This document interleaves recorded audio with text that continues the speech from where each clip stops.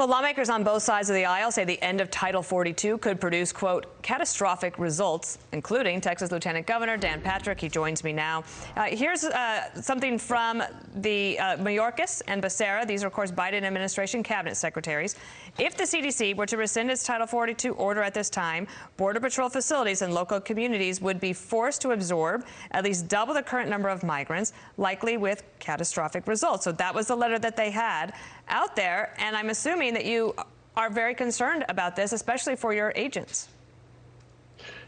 Exactly, Dana. And our agents put their lives on the line every day, as Bill's story just showed, to save other people. Is this the way the Biden administration wants people to come to America, zipped up in a duffel bag in a car that's on fire? He doesn't give a damn about the lives of the people who are crossing this border. Not them. He doesn't care about Americans. You know, he has walked back, and his administration has walked back just about everything he says. Will he walk back this policy on ending Title 42? I doubt it. You know, in the old days, Elvis used to say TCB, taking care of business. Biden's version of that is GCV, green card, citizenship, and voting. Bill and Dana, here are the numbers. Based on the 2 million plus we apprehended last year on the border and the 2.5 million we may get or more this year, over the Biden first 4 years, we will apprehend about 10 million people crossing the border. We think we get 1 out of every 3, so that's another 20 million. That's 30 million people. That is 4 New York cities.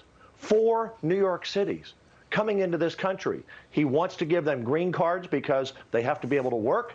Then he wants to give them citizenship because that's next, so they vote and keep Democrats in power. That's what this is about. Green card, citizenship, voting, 10 million people to stay in power and take over this country. And Lieutenant Governor, let me ask you about the drug seizures as well, because seized at the border meth, if you just look at this, in 2020 it was 172,000 pounds, and in 2021 182,000 pounds. And we know that this is going up all across the board for fentanyl, cocaine as well. And the overdose deaths in Texas, if you look at these numbers just quickly, I know that you know them, but just for the viewers to see here, that it's gone up dramatically, an 18% increase, and that's a lot of heartache. It's a lot of heartache, a lot of death, a lot of young people particularly who are dying long before they should. It's becoming one of the top killers for young people in this country. Again, the Biden administration, and I can't say this more clearly, he doesn't care. He cannot be this naive. You know, you talked earlier in the day that Putin sees what's going on around the world, that he's really not protected.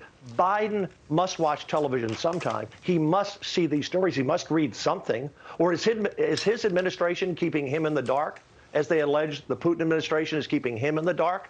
I seriously doubt it. Biden knows what's going on. I cannot say this any stronger.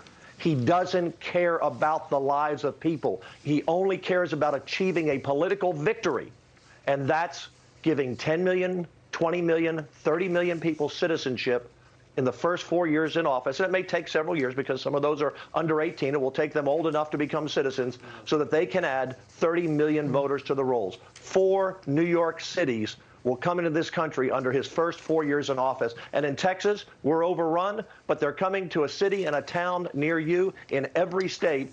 Every sheriff in every county in America is a border county sheriff because they're coming everywhere. And Dana and Bill, we normally spend about $500 million a year on border security. This year, I've authorized, along with the governor and the legislature, nearly $3.5 billion, and it's going up. Right, and those are funds that should be going for Texas projects, not the federal government's job on border. We hear you, Lieutenant Governor Dan Patrick. Thank you. Hi, everyone. I'm Brian Kilmeade. I want you to do me a favor. I want you to click to subscribe to the Fox News YouTube page. This is the only way that I know for sure that you're not going to miss any great commentary, any great news bites, any great interviews coming your way on Fox. You can get it all here on YouTube. So subscribe right now.